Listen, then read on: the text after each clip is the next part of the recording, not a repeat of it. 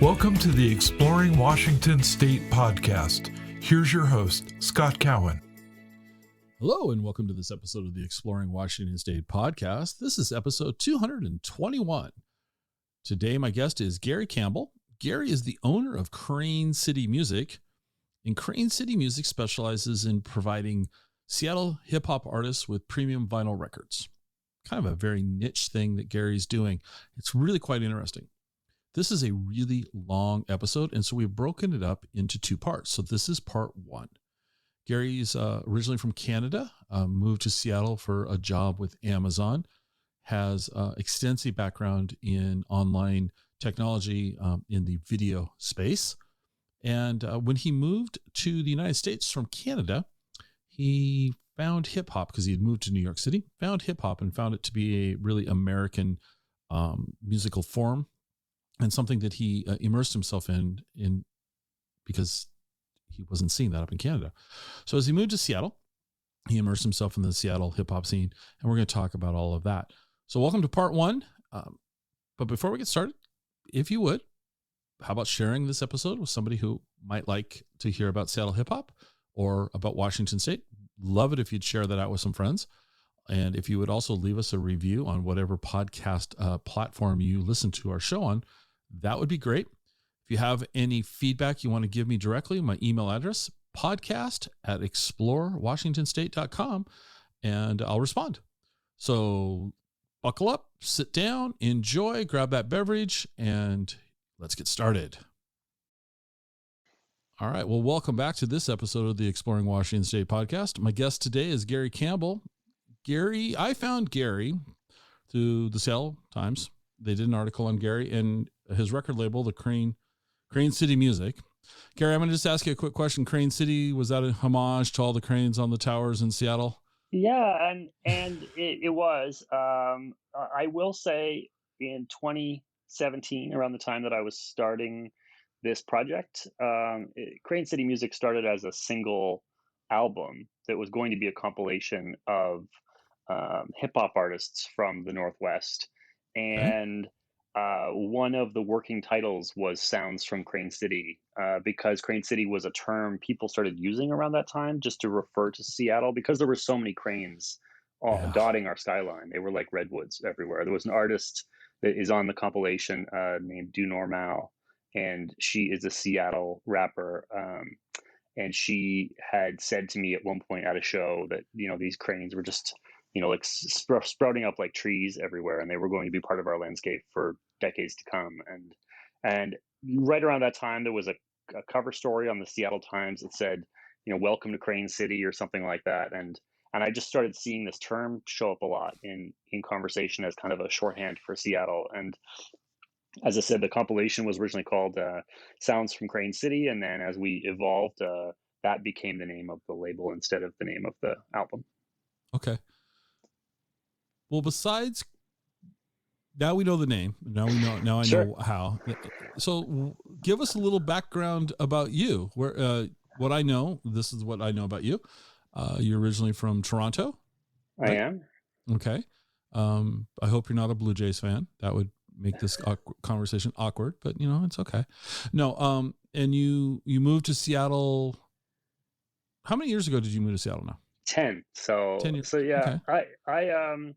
I'm from a small town called Brantford, which is actually the home of Wayne Gretzky. So Wayne Gretzky was a big figure when I was young.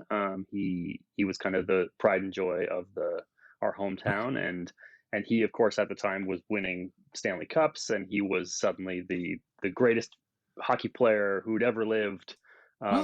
He grew up, a few blocks away from my parents' house where I grew up. And actually my siblings, I have two brothers and a sister who are quite a bit older than me. And my brothers played like backyard baseball and things with Wayne Gretzky when he was young. Okay. All right. And so certainly the Wayne Gretzky shadow loomed large over Brantford growing up.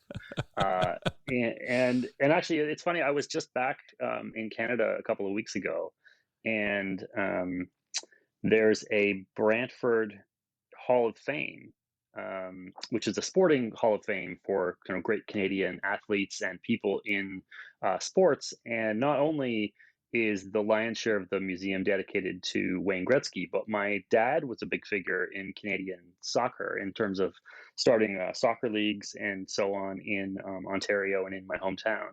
Okay. And consequently, there's actually a small exhibit about my dad and his legacy. He passed away 20 years ago, but he made a big mark in my hometown as well. And so there's an exhibit about all of his work in my hometown as well. Okay. Wow. Yeah. That's very cool.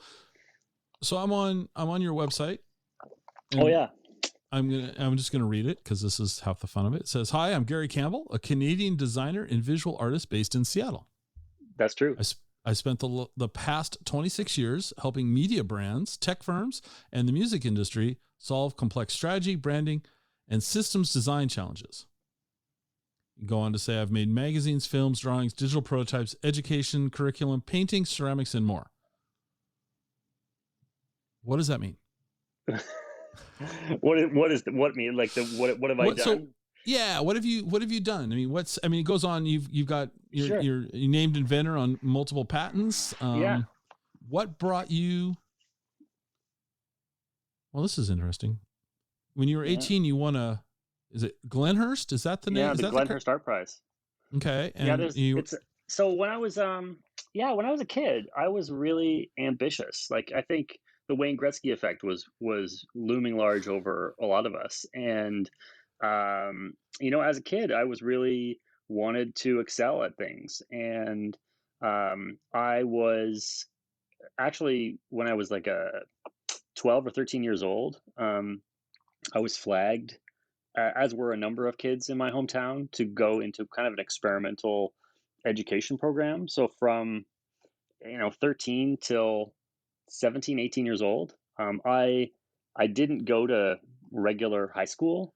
I was in this program where we as students sort of just taught each other how to do school. So there was no real curriculum. The teachers were just there as kind of to help do the guideposts. But if we were learning about the Civil War in the US, it was really up to you as a student to find something about that was interesting to you, and then learn about it, and then teach it to the other students in the class. And so it was kind of a strange, it's one of those things when I look back on my high school years, I realize, especially when I talk to other people, how unusual my high school was, because as I said, like we didn't, me and the sort of 30 odd students that were in this program, like we didn't have a structured education. So we were just kind of let to our own devices to dig in on things, be curious, discover what you wanted to discover, write essays and things about that. We didn't have any regular tests. In this age of standardized testing in the US, I had the opposite education, which was just sort of let these kids run around and hope they figure things out. But what's remarkable about this program is that I went through this program, and a number of my classmates, obviously in high school, that I became quite close with them, because it was really just a small group of us, and we, unlike most people whose high school experience is going to a huge school and interacting with 1,000 students.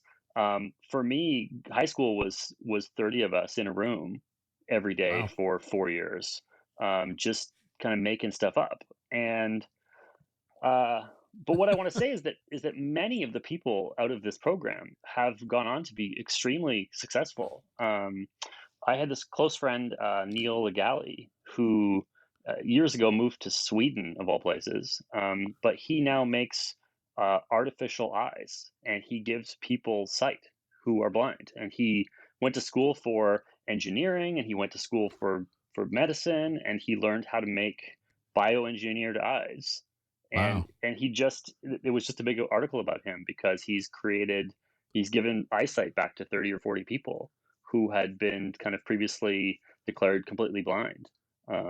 That's amazing. And I got to ask you this question. This is the question that pops up to my brain. And I warned you about, we're going to go off the rails. Of course, that's fine.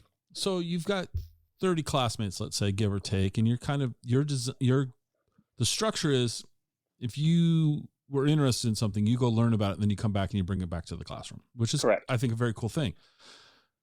Did you go on to university after high school? I did.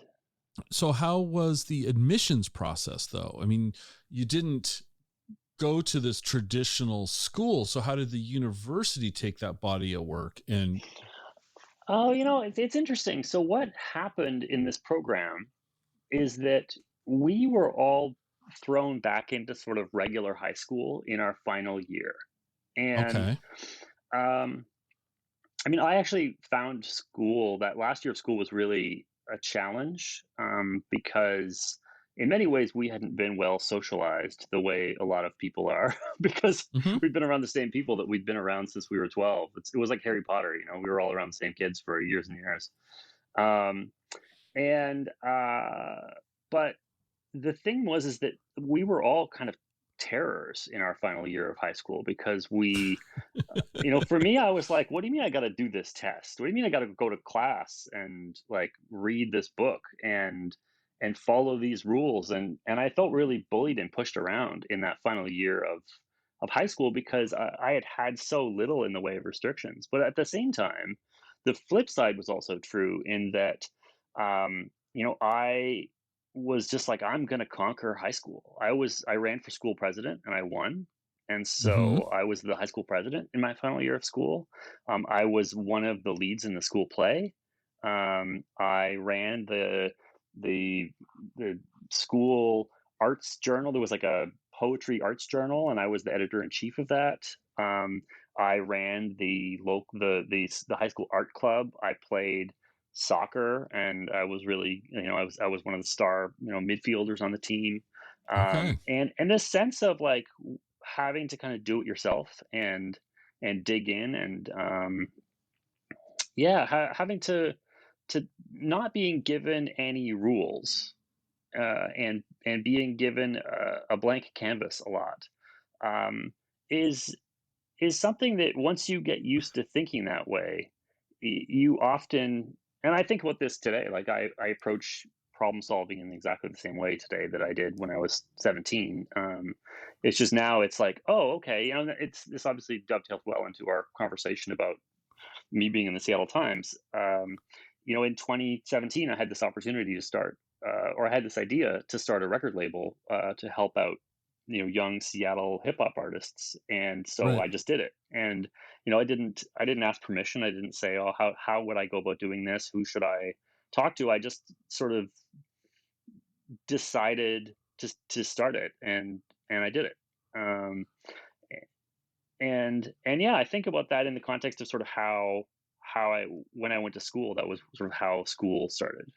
But Okay. you had a different question about education and Well, it's just, university and so on, so we can talk about that yeah, as well.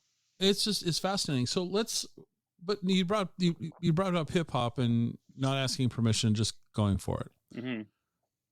When did you get exposed to hip hop music? And I mean, were you exposed to it in your youth, your adolescence? When did hip hop become a genre of music for you that you've found to be enjoyable? It's funny, someone recently joked to me that I'm actually, so I was born in 1973, and there's the origins of where hip hop came from. There's a whole bunch of mythologies and stories about those early Mm-hmm. days. But the one of the widely agreed upon moments was in 1979. The Sugar Hill Gang released "Rapper's Delight." And Right. that song was this massive international success. It was Mm-hmm. 12 minutes long, and it had guys talking over beats on the radio, and it was so novel and different. And Yep. that was 1979. I was still a little young, and for me, when I was a teenager, groups like Public Enemy and the Beastie Boys were sort of big in the charts, and Mm-hmm. suddenly that was an introduction to hip hop music for me. Hip hop when I was that age was cool. Like there were cool kids who listened to that, and I wasn't cool, and I didn't listen to music like that at all. And in fact, I wasn't, honestly, when I was 17, 18, 19, 20 years old, I wasn't that interested in hip hop music. Okay. I was really interested in indie rock and grunge and sort of British shoegaze music and the things that were sort of popular in my social sphere. Okay. But it's funny, so I started looking at the opportunities to move from Canada to the United States in 2012. So just to just to quickly bridge high school to 2012, which is a period of 20 years or so. Right. Um, I um, I went to high school. I went to university. In university, I took fine art. And I did drawing and painting, that sort of thing.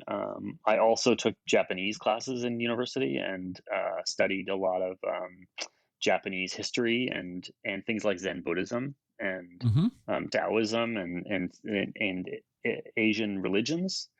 Um, and then I got out of school. I was a bit lost for a while. I didn't really know what to do with myself, and I had an opportunity to work for a magazine. There was a government program that existed in Canada where a magazine could hire uh, someone out of university, and the government would pay some of their initial. It was almost like an internship, but the government Right. would pay you a small amount of money and the employer got paid in order to employ a young person who's fresh out of school. And so I benefited from a government program to give me a job essentially at this Okay. magazine. It was someone who was starting a new publication, and they had a skeleton crew, and so everybody kind of did everything. And I was doing everything from reading an article and then calling sources to make sure the quotes were correct, to Mm-hmm. doing some article writing, to because I had this background in fine art, I would we would sometimes have to lay out our own stories for the magazine page. So we would have this page layout software, and you would write this story, and then you'd have to do an initial layout. And as I said, because I had an art background, I would always be like having suggestions of like, oh, what if we put it over here? We could put a picture here, and what if we pulled the pull quote? It could be over here, and I sort of found myself more and more making side deals with some of my coworkers where they would do the writing of the stories and I would lay out everybody's story. And at some Okay. point I became a magazine designer. And but it wasn't something I went to school for, and it was something that I was good at and I had an aptitude for. And because I had gone to school for fine art, I understood color and layout and composition and some of the basic sort of ideas that go into a magazine page layout as much as anything. So I did that for a while, and I made this transition in the magazine world from doing print magazine design, where I was designing, physical magazines that were sent to people's Right. homes, to this transition that happened. I guess this was sort of 2007, 2008. Was this rise of magazine websites and Hmm. blogs and Instagram and social media and Twitter and publications were suddenly realizing that they had to think multi-platform and multi-dimensionally, because you couldn't just make a print magazine and expect that was going to carry your business and your brand into the 21st century. So I happened to work at a big company that had sort of 10 or 12 magazine titles under one roof. And that company was starting a sort of nascent website team who was going to be responsible for designing websites for all of these magazines. And I made this jump in my career to being sort of one of the digital designers to create these websites. And that was a fascinating job because um, it it was filled with these moments of saying, okay, I worked for, say, um, a city magazine. So one of the magazines that I worked for, that I worked on the publication, was a magazine called Toronto Life, which is much Okay. like Seattle Met or Seattle Magazine or The Stranger. It's sort of Mm-hmm. an arts and culture magazine that covers what's happening in Toronto. So this might be everything from restaurant reviews to highlights of arts and entertainment, interviews with celebrities who live in Toronto, big feature profiles on the politics and sort of the scene of what's happening in Toronto, in the life of people who live in Toronto, real estate, so on. Mm-hmm. And one of my first jobs on the digital side was to take this magazine, which was a monthly 100-page magazine, and think about how do we create an experience that can be daily and sort of quick hit content out of this publication.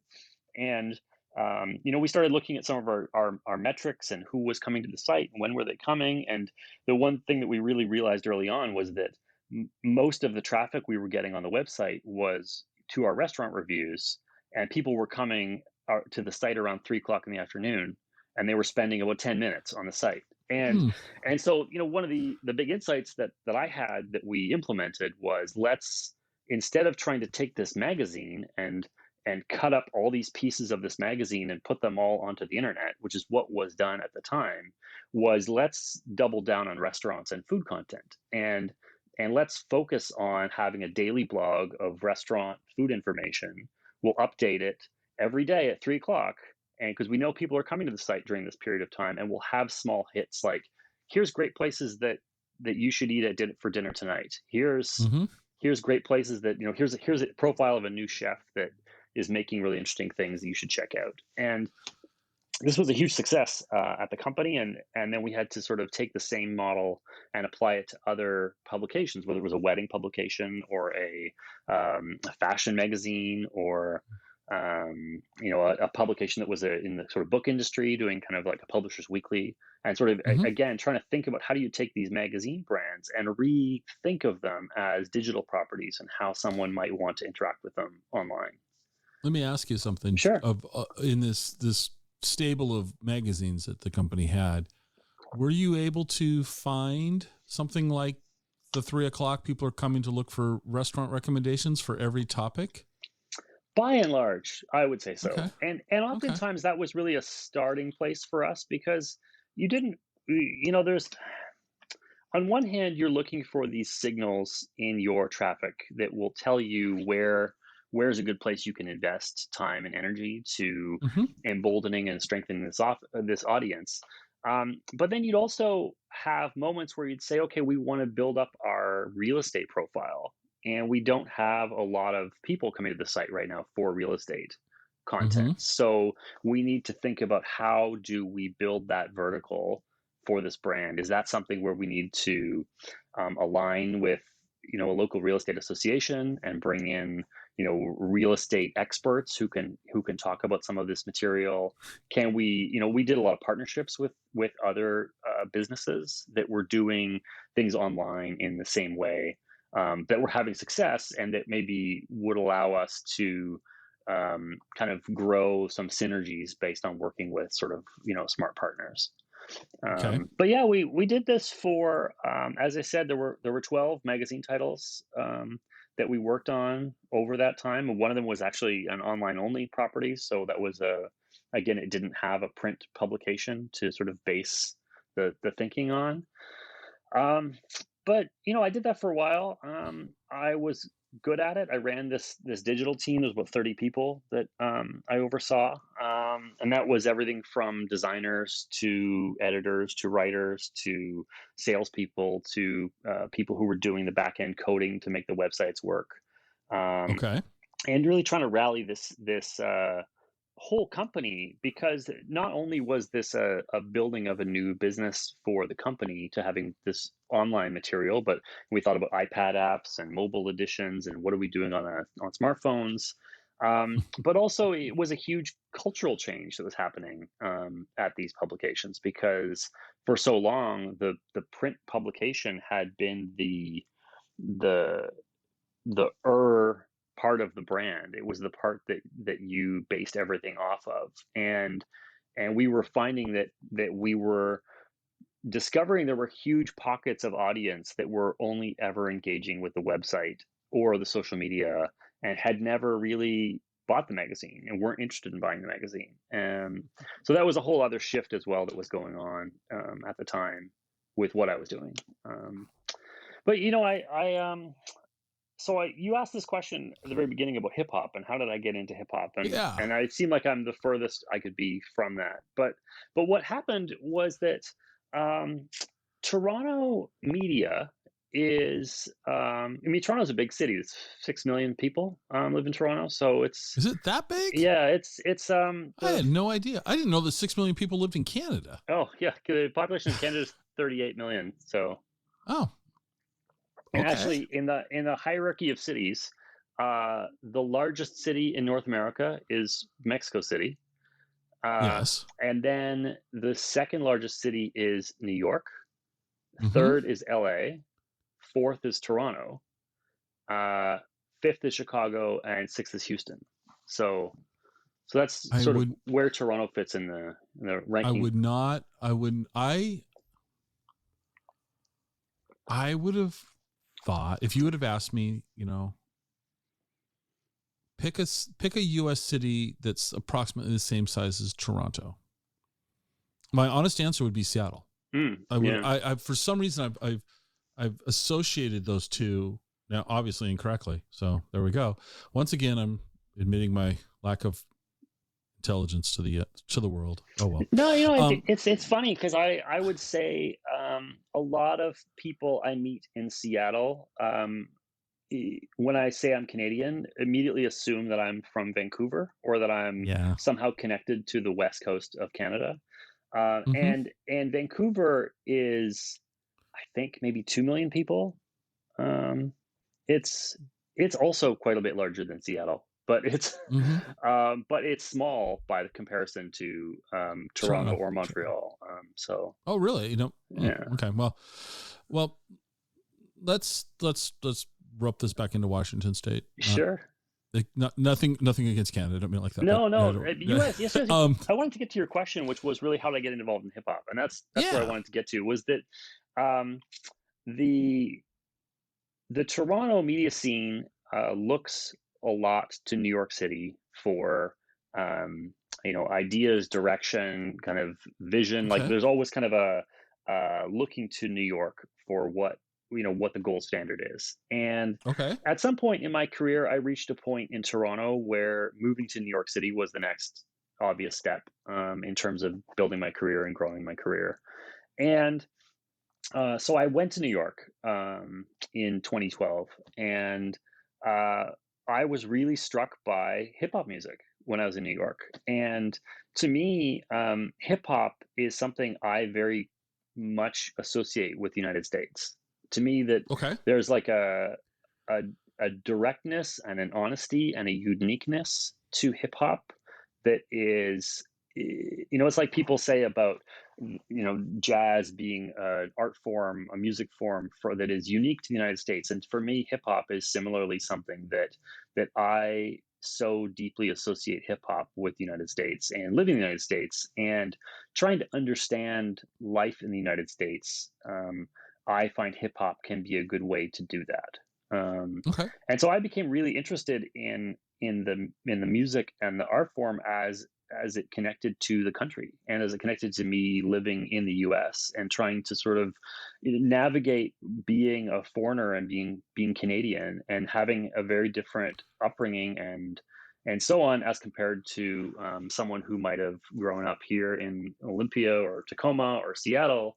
I found hip hop was a way for me to understand the life and struggles of people here in a different way. Okay. So that's okay. That's fascinating because yeah, that's I'll just leave it. I guess what I'm trying to say is I've spent my entire life living in the state of Washington, Sure. so I'm acknowledging that I'm coming at this from a very small lens. I've not lived in New York. I haven't lived in Toronto. Yeah. I've lived in Seattle, and I'm now living in Wenatchee, and Yeah. they're both very different. I've lived all over. I lived in France for a while. That was Oh wow. another place I lived for a bit. I lived in Quebec for a while. I lived on the top end of Vancouver Island briefly. Um, yeah, I've tried to move around. I've been a bit nomadic. Both this sounds very sad, but both my parents passed away when I was in my early 20s. And so I have always felt a bit nomadic in my life Mm, ever since then, because I haven't had the call of home in the same way that mm, someone whose parents who may still be alive would have, towards feeling like you've got to go back to your hometown, because I don't have anyone in my hometown um, okay. living there anymore. So it's been, for me, it's always been about moving around to see new places, has been a big part of my identity. Okay. Um, I found my way to Seattle at the start of 2013. So at the end of 2012, I was in New York, and I got a phone call out of the blue from Amazon, and it's an experience that is very unique in that it's not unlike Pete Carroll calls you up one day and says, "Hey, we just traded Russell Wilson and we need a quarterback. You want to come be quarterback for the Seahawks?" It's an experience not unlike that, where Amazon just calls you one day out of the blue and says, "Hey, we saw you've been doing cool things in Canada, and we saw you won a bunch of national awards, and we want you to come work on this team of all stars that we're putting together to work on kind of this big media project. And what do you think?" Um, so that brought me to Seattle. Amazon, tries to hire the best that they can find, all around the world, and you come here. And when I first arrived at Amazon, I'd never really been to Seattle. I didn't know anything about this place. And I remember one of my coworkers was really excited as we were building this team that was going to work on a big video project. We were building what was essentially Amazon YouTube, sort of a short video hub for all of Mm-hmm. this video content that Amazon has. Um, and this is things like product reviews that exist on product pages, or marketing videos that might be from Roomba or Samsung or some company. Like there's all this huge volume of video that exists all throughout the Amazon ecosystem. Mm-hmm. Is primarily about products and what people love and don't love about products, unboxing videos and so on. Right. And there was this initiative that I was brought here to work on, was to try to make sense of all of this video content. Oh, And my background in media and sort of working in these large projects and trying to make sense of how to think about a brand, was what was the main appeal for Amazon to bring me in to work on this project. okay. Um, and but one of my coworkers, as we were building this team, was probably 50 people or so on this team, hung flags in our workspace for all of the countries that everyone who's working on this team were from. And so we had flags from Ukraine, and we had flags from China, and we had flags from India and Pakistan and Malaysia. And it was wild to. It really felt, that first team, it really felt like being in the Olympics. Like I was, Mm, yet another person who was from Canada, who, had arrived to work on this project. And the company was assembling, as I said, a little United Nations of people who had experience or expertise in this space, and they thought could help with, creating this project and making this successful. okay. Um, so that was interesting, because my first experience of Seattle was extremely international in many ways, which is, I think, a big contrast for the experience of people who are from here. And I think probably like yourself would probably have a different take on Seattle as No, a not. little. Pardon? Yeah. I would. I agree. A little. Yeah. We probably think of it as more uh, uniform, homogenous, maybe. Yeah. So, well, let me ask you this question. So, you find hip hop to be a uniquely U.S. thing. Sure. So I think that's kind of changing your words a little bit. So the hip hop scene in New York, you come to Seattle. How does Seattle's hip hop scene, in your opinion, compare with what you were experiencing in New York? Well, it's funny. So one of the things, I wasn't in New York City for very long, but I was in Bushwick, in this part of the city that was kind of the Williamsburg, Bushwick, Brooklyn thing that Hmm. was happening right when I was there. And there were all these really amazing concerts that would happen on like building rooftops where Mm. you had to know someone and then they would tell you and there'd be a password or there would be some back staircase. You'd have to know where the staircase was to get up on the rooftop to go to the show. And it wasn't that it was a secret thing and you had to pay a $50 cover or something. It was just these were parties that were happening that were a little bit off the grid. Right. And the music scene was just really vibrant and alive. And when I came to Seattle, I was interested in finding that here in the city. And I wasn't sure what was happening in Seattle. As I said, I worked in Toronto for a big city magazine where we would cover restaurants and we would cover arts and entertainment, and we would cover sort of what was happening culturally in the city, not unlike how The Stranger does or Seattle Met or the Seattle Times does here in Seattle. And so I found myself really digging in, looking for what were the things that were happening that were culturally really exciting in Seattle at the time. Hmm. And it's funny, you have somebody like Macklemore and Ryan Lewis, whose song "Thrift Shop" had just come out, and they were Oh, suddenly, yes. pardon? Wow. I just realized you moved to Seattle that year. That's right. It was Okay. Yeah. 2012, and that That's song okay. was blowing up. Like everybody was like, that was, and he was representative, like it or not, of what the Seattle hip hop scene was. And Yeah. I saw Macklemore, and he's a very he works a lot on his craft and he takes it very seriously. I saw Macklemore perform at like a club like Chop Suey in front of like 50 people, Hmm.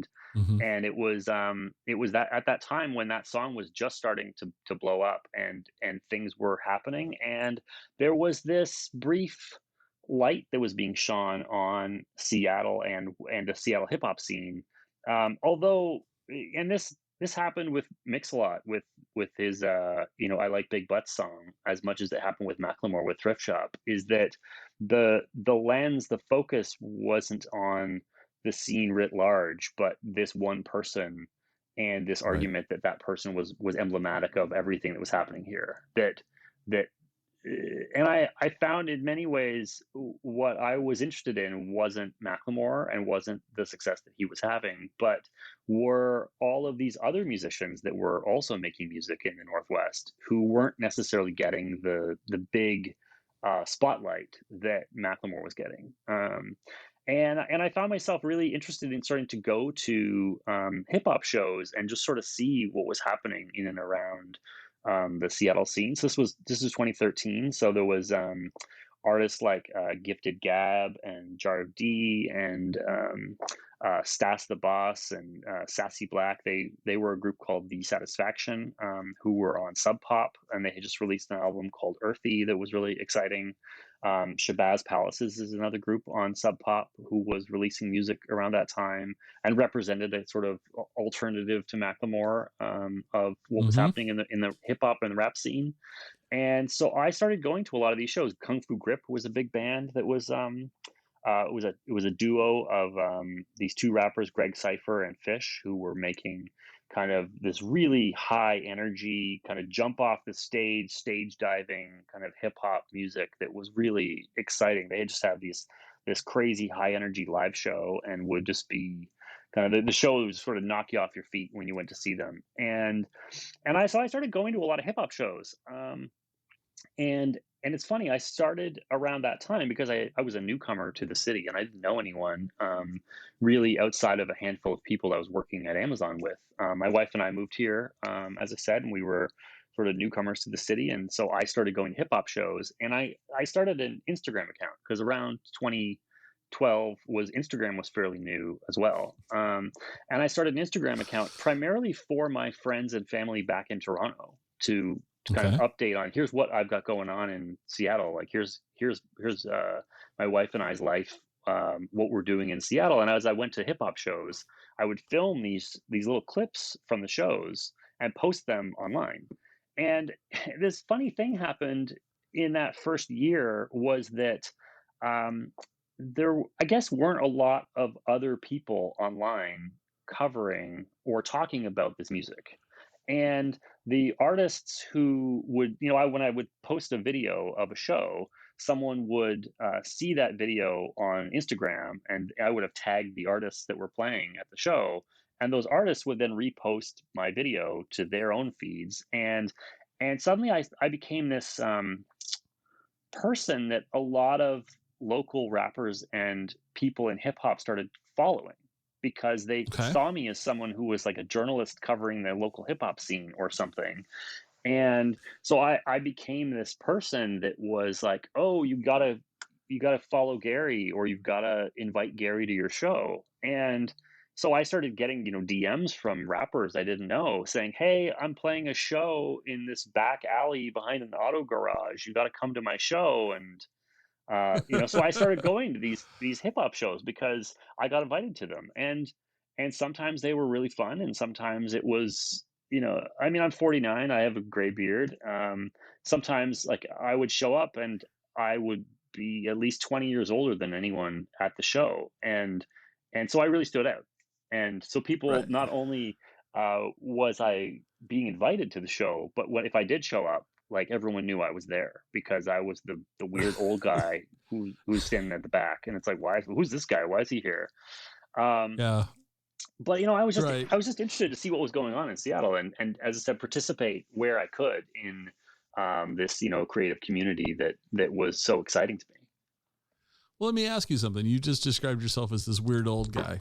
And if you were 20 years older, how well were you received by the community? Surprisingly well, actually, and that's the thing. Like I'm extremely honored by how welcoming everyone was to me coming out to shows, and I mean part of that is I think because I was approaching this a little bit because I have a background in media, that I was showing up with a camera in hand, and Mm-hmm. and as someone who had an increasingly larger social media presence of people who were following me. So getting your photo with me or me filming you at your show had the potential to raise your profile in the scene. So I think everyone was really excited by my presence when I would show up at things. Uh, yeah, I don't know if that answers your Okay. question exactly, but Yeah, it does. Well, um, because let's be honest. You and I don't look like a typical hip hop fan. no, that's We just true, and we just that's don't. You and know. yeah, it's funny though. I think, I mean, I always really made a point and continue to, like, I'm not, I, at some level, I'm just there as a fan. And one of the things that I, Mm-hmm. I regret or I miss, uh, is there was a time when I was a little bit more anonymous. Like I used to go to a show and I could just stand in the audience and enjoy the music and enjoy the experience of being there and then leave when I wanted to. And Mm-hmm. um, that was 10 years ago that I started doing this. Mm-hmm. Today, I am someone that most of the artists in the scene know who I am because I'm the guy who has the record label, and I'm the guy who, I've made a movie, I've been covering these things on Instagram for 10 years, and I sometimes miss the anonymity of being able to just go to a show and be in the audience and watch the show and leave. And Mm-hmm. um, that's something that has changed a lot over the years. There was a time though, the pandemic has also, I think, changed a lot for a lot of us. And there was a time in 2019 when I would show up at a show and the people on stage would be shouting me out in the audience, like, "Hey, Gary's here! Everybody cheer because Gary's here!" Or I had a rapper at one point who made up a verse about me and then got everyone in the audience to rap it along with him while he was doing the song. Like it's funny, like these experiences. You don't really. I didn't. I didn't anticipate or sign up for any of this. It's just sort of what happened. All right. And but it's wonderful. It's a life turns out in ways you don't expect, and sometimes you just roll with it and see where it takes you. Um, uh, yeah, so I started this Instagram account, and I covered things on Instagram for a long time, and in 2017, I guess at the end of 2016, there was a big federal election, and Uh-huh. Trump was elected. I think much to everyone's surprise, or Mm-hmm. to a certain amount of surprise. And I think there was a real moment of reflection for a lot of people living in the United States between the election night on in November and the start of January when Trump was inaugurated, to really think about like what does it mean to live in the United States? What does it mean to be here in the Northwest? And uh, around that time, I had been talking with a lot of artists about this idea of making a compilation album that we could make that would be a kind of celebration of everything that was great about Seattle hip hop. To me, there seemed to be such a scene of artists that I had been going to see for a number of years, and people who had, you know, I guess represented this not Macklemore contingent of Mm-hmm. people in hip hop in the Northwest. And at the same time, we were also looking for how do we respond to how we're feeling about this Trump election, and so that all of those reasons became a catalyst to start an album called, which at one time was called, it said Songs from Crane City, but ultimately became called Solar Power, which was a compilation vinyl that I put together with 14 um, rappers and artists here in the Northwest, which was intended to be at first a kind of a Seattle response to the Trump election win, and Mm-hmm. became less less about that and less of a kind of angry response to something, and more one of the people I got a chance to work with on that project was a painter named Ari Glass. He is a very, very talented uh, a visual artist here in the Northwest, and Ari has done a number of paintings, but he was also part of the group of artists who painted Black Lives Matter here in Mm-hmm. Capitol Hill in Seattle, beside Cal Anderson Park. There's a big sort of 60-foot wide, Mm-hmm. 20-foot high Black Lives Matter, whatever the dimensions are. I probably got those wrong. And Ari was one of the artists who painted that Black Lives Matter piece. But I worked with him in 2012, and he painted a painting that became the cover of this solar power compilation. And Okay. when I talked to him, he was the one who really said to me, instead of focusing on this negative, this like we're upset that Trump was elected, or we're upset about what this means for about America and about the future. He said, "What if we make this album really a celebration of all the things that are great about the Northwest?" And he was the one who titled the album "Solar Power," because at the time when we were talking, it was like February, and it's February is the hardest time in the Northwest because it's been dark for so long, and you feel like spring is coming, but it's not there yet, and you're waiting and you're waiting for spring, and then that first moment of sun that you get about a week in at the late February, and then it really kicks into high gear in April, and then it's just blue skies until October. And he was saying, there's that moment, that solar power moment, when you get hit with that sun and you go, oh, I remember why it's great to live here. And then it's just, you're in this wonderful, like, warming sense of how great the Northwest is. And solar power was really born out of that idea, and that was where the cover painting is a kind of a whole kind of Ari works in a lot of gold leaf with his work, and so Mm-hmm. the cover art is this beautiful solar kind of sun that is painted with all these little hoops and circles. And all with gold leaf, and the actual painting is 3 feet square. It is hanging in my living room, Oh, and very cool. and we took that painting and scanned it and used that as the cover art for this album. I'm on your website. Sure. There's a photo of somebody holding. I think that's the album. Is there a little in the upper corner? It's blue. Yes, There's that's a correct. blue That is correct. Oh, it's a really cool. It's really cool artwork. Yeah, absolutely. It's very cool. And we really wanted that album to be a celebration, as I said, of what was great about music and art in the Northwest. So Solar Power had 14 artists on it. I made a conscious decision. I wanted 7 women and 7 men on the album. Women are a big part of the Northwest hip hop scene. That's also something that I think is different about music here. At least in the scene that I notice is the role of women, and the role of queer artists in the mainstream hip hop scene is also something that you take note of, and certainly wanting to celebrate uh, less mainstream voices. I think there's an opportunity to put a shine on. There's lots of people in music. We see this in music, whether it's in rock and roll or anything else, hip hop as well.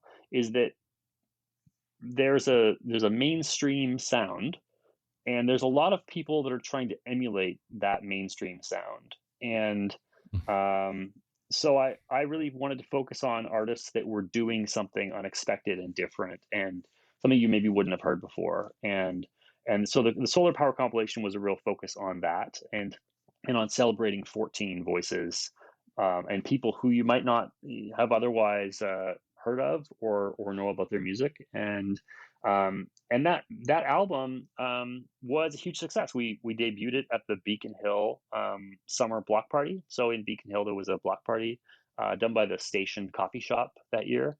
Okay. That's a big coffee shop in Beacon Hill that is a kind of hub for the community.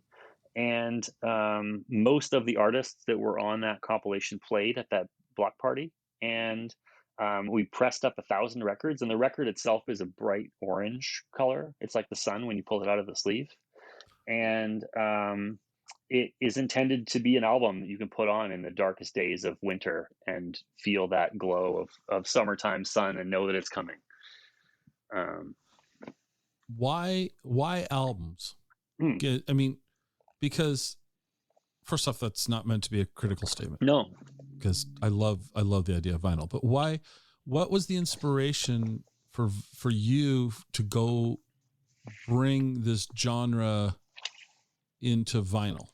Yeah, I mean, I think part of what I was trying to do, and I think there's a little bit of the work that I do with Crane City Music is towards preservation. Like there's a sense of there's music happening in the city, and there's a legacy of music happening in the city, and I personally see the way that people will covet a jazz record from the 50s, or someone I worked with early on as a distributor was a company called Light in the Attic, and they're based here in the Northwest. And Light in the Attic focuses on compilations of scenes from. They'll have a record like Nigerian folk rock from the 70s. And this will be a compilation of that music from that place, or a compilation of psychedelic rock music from Japan from the 80s, or whatever the Right. stick 5 words together and you've got a scene. Beijing punk rock from the 2010s, or minimal techno from Germany, from these sorts of compilations. And that was part of what I was thinking about when I wanted to put this record together, was what is the sound of Seattle hip hop circa 2017. And at the time we were making the record, it was all new music, but to think about this as something that someone 20 years from now is going to find this in a used bin, and we'll have a window into what was happening in music at the time here in the Northwest. And it's funny, like vinyl has had this interesting lifespan, and I think because, I don't want to put this, like, people have been putting music on vinyl records since the 1890s. Like, this is a Right. format that's been around for more than 100 years. Right. And in some ways, there was a time in the turn of the millennium when Napster became big and CDs were sort of the dominant format for music, and it seemed like vinyl had really had its day, and vinyl never really died off. I think there was a lot of marketing efforts on the part of record labels to eliminate vinyl and push people to new formats, to CDs. I mean, I remember myself in, I don't know, 2003, 2004, I pretty much got rid of all my vinyl records, and I rebought everything that I owned on vinyl on CD because vinyl was dead and we were all listening to CDs now. And then the over time I sort of found my way back to it, and I find it's of all of the various music formats that exist, it's the one that continues to thrive. I mean, even in 2022, I think more vinyl albums were sold than CDs or cassettes or any Hmm. other physical format. You can buy the new Harry Styles record on vinyl and the new Taylor Swift record on vinyl. Like there's this the new Beyonce record just came out on vinyl. And so I think that's something that's been interesting is the way that in many ways the industry, it feels like more than anything, tried to end vinyl's reign over the last 10 or 15 years, and failed, and vinyl continues to persist. Do you think I got a couple of thoughts on this? All Sure. right, just let me bounce these off No, you. it's fine. Two thoughts. Number one is the act of listening to an album Mhm. requires you to, take it out of the sleeve, put it on the turntable, put the stylus on the record. You're an active participant, and you're going to listen versus streaming something on Spotify, or there's just there's this more physical connection to the process. To me, that's the way I view it. Yeah. Is that if I'm going to listen to a record, of course I'm old, so I say records and albums, they, somebody a third of my age, they don't even really know what CDs are. But That's right. I think there's something tangible to an album versus a CD. Now, I, like you, got rid of all my albums and replaced them all with CDs, and I regret that choice. But when I go and buy vinyl now, it's not uncommon for me to have the album on display versus a CD that's just stacked up on the shelf. Okay. So that's one comment, is to me, I think we actually more of an active listening and more of we're present during the process of consuming the music versus it's earbuds in the background while we're doing the dishes. Number two, I don't disagree with you at all about the record industry trying to kill off vinyl, but do you think they've been able to position vinyl as the higher end alternative? Because albums are selling for what, $30 now a pop? Yeah, I mean, those are two great observations. I think it's funny, like I worked in media for a while. I worked in the tech industry for a while, and I think sometimes that, like, I look at streaming, and someone said to me once, well, why would you do vinyl records when you can do streaming? Like, streaming's so much more efficient. And I'm like, what? When have I ever listened to music and wished it was more efficient? Like, there's a sense of like, what is the experience that you are looking for? So here, I'm going to give you an example of this. There's been an ongoing debate that shows up every so often online.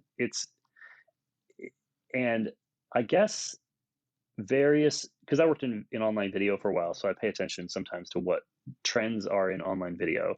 And there was a discussion online for a while that Netflix was going to roll out a button, not unlike with podcasts, where you could watch shows at 1.5 times speed or twice speed. In the same way with a podcast, you can push a little button and you can listen to this podcast at a much faster clip than normal. And this was a question of like whether or not Netflix was going to roll out this feature.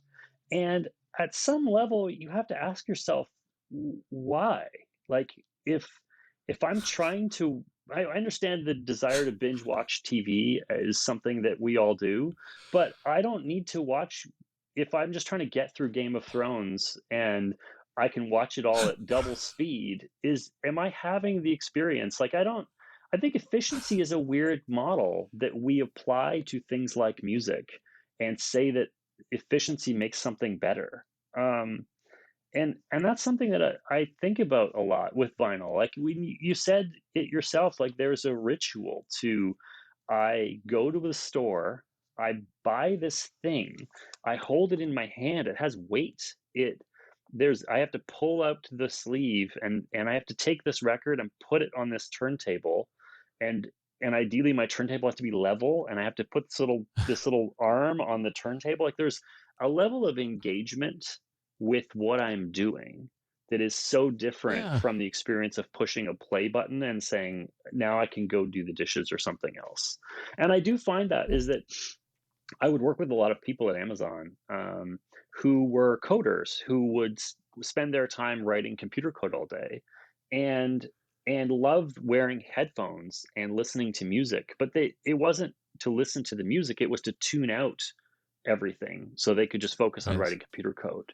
And the music Right. for someone like that is the goal of the music is to be white noise. And to me, like I I have a kind of a criteria like if I put a record on and I'm doing house cleaning and I keep stopping what I'm doing because the music is so good, like that's a sign of something that's worth paying attention to. And if I clean my house and forget the records on, then it wasn't really an experience I was having. I don't know if that makes Well, sense, but okay, it does. But here's the other thing about about an album yeah, is it's a way for, in my opinion, it's a way for a fan of an artist to,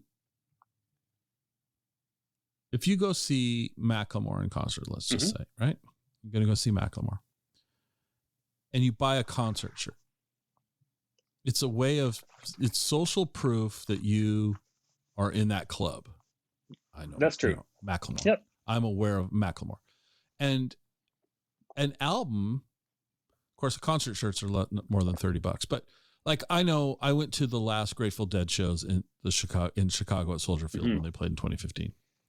And I think I spent more money on merch than I did on my 3 days of tickets. Okay. So I bought, Grateful Dead merch at a concert and then had to lug it around the concert. It wasn't a real smart experience on my part. And I did that 3 days in a row. But the point is, I was happy to give them my money to wear that badge of, I'm part of that club. Sure. So you buy a concert shirt, you're part of that club. But if you buy an album, I would wonder, okay, so you printed 1,000 of these 2017 collaborations. Yep, the Solar Power compilation. I wonder how many of them never have been played. Yeah, that's entirely possible.